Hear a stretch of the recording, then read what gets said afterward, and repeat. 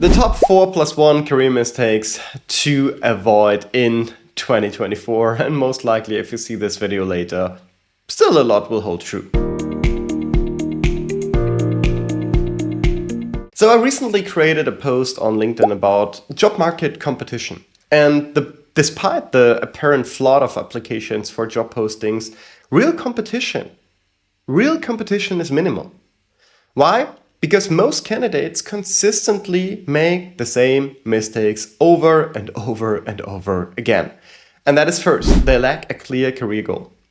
Second, they undervalue themselves. Third, they stay in their comfort zones. Fourth, they aren't proactive. And if you want, as a bonus mistake, they get discouraged easily. So let's go through all of this in more detail. But before we do so, let me also quickly announce that we have created a Facebook group here for the career transition system in which you will get significantly more resources. And there is even a free course available that will help you to go through the pillars of a successful career transition. I'm going to link this here in the description below. You might be interested in getting a step-by-step approach here, how to think about your next career move. But let's get back here. So let's step back for a moment, because while there are countless mistakes candidates and professionals can make, these are the biggest and the most common ones. So correcting these issues can help you rise above the competition and position yourself as a top candidate. Now, let's get into the details. Number one, no clear goals. So no clear goals or no goals at all. Or no career vision. Whether you're searching for a new role or aiming to advance within your current organization, having goals is crucial. Without goals, you are lacking direction. And I'm not talking about imagining where you will be in 10 years, right? Or obsessing over a highly specific goal.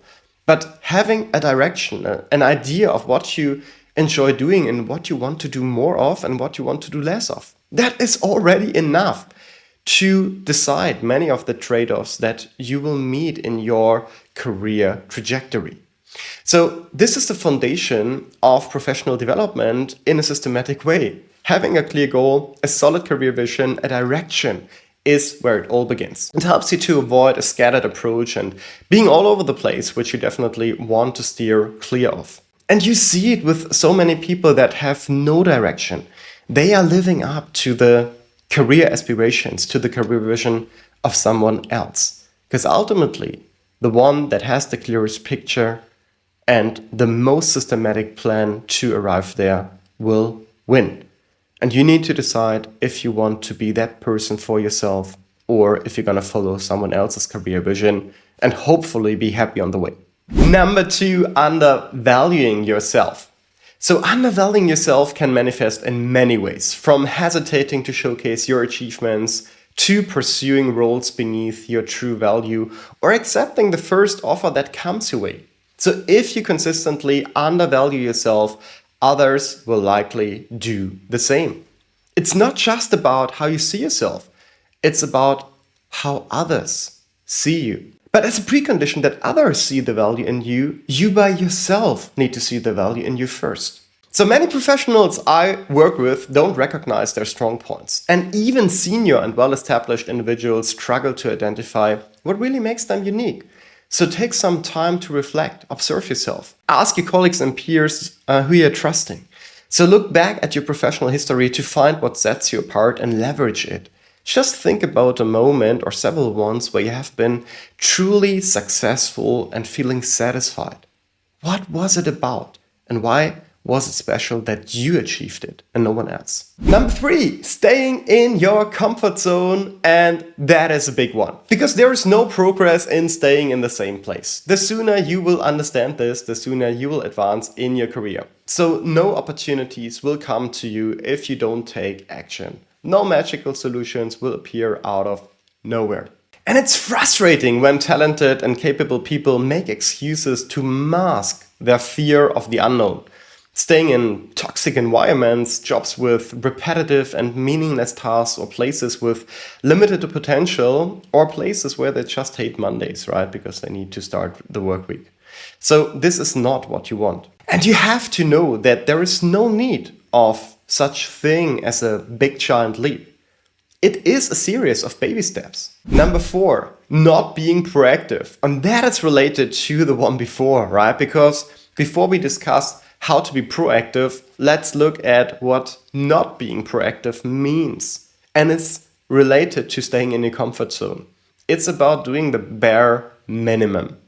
And when looking for a job, it's just sending your resume and cover letter over and over again and nothing more. You can take many proactive steps. For example, networking with employers at your target companies, cold reaching out, attending relevant events, or sending additional material like pitch decks or 100-day plans to bolster your application. Having an online portfolio or blog where you discuss your industry also counts as being proactive. And there are numerous ways to stand out from the crowd and establish yourself as a top candidate. You need to go beyond the basics. And lastly, let's speak also about the +1, handling rejection. Because many candidates become paralyzed by rejection or failure.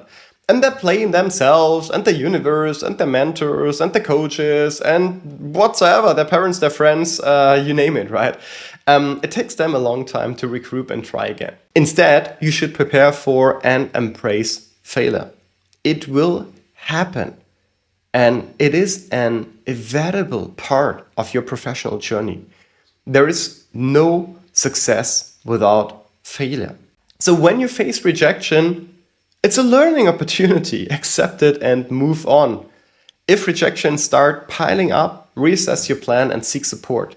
But don't stay stuck. Complaining will not help you at all. And the best thing you can do is to accept responsibility and move on as quickly as anyhow possible. No one else will sort this out for you. No one else knows what you need in order to feel happy and satisfied as a professional. This is up to you. You need to take this in your own hands and start taking action. So in conclusion, let's sum it up here. So these mistakes are the most common among professionals and job seekers based on the patterns we have seen in our professional lives.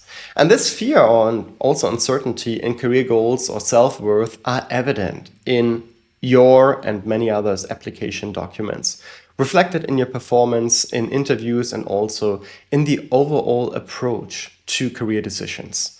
And by addressing these issues, by really mastering them, you will be better prepared and also more equipped than nearly all of your peers. So good luck to making it happen. If you learned a thing or two here from today's video, make sure to leave a comment and make the algorithm happy, right? Subscribe to the channel and see you soon.